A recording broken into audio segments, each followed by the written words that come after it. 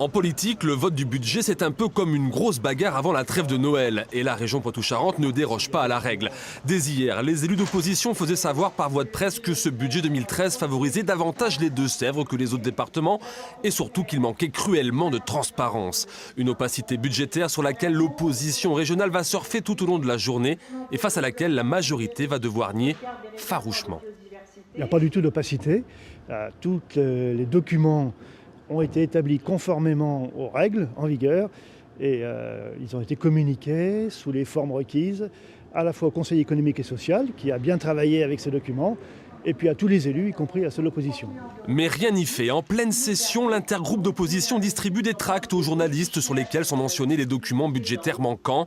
La grosse bagarre a donc commencé. La droite pose finalement 3 conditions pour prendre part au vote.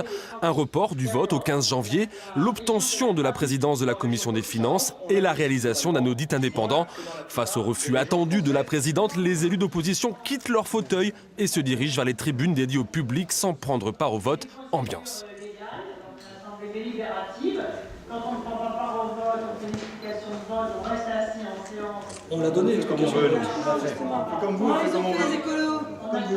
Madame Royal nous dit que dans cette région, on investit toujours plus, toujours mieux. C'est faux. On est dans le peloton de queue des régions françaises qui investissent. Le moins, c'est la réalité. Moins de 36% du budget est consacré à des investissements qui créent de l'emploi. Une fois le budget adopté par les élus resté à leur place, les débats reprennent. Le coup de force était davantage symbolique que politique. La trêve de Noël peut enfin débuter.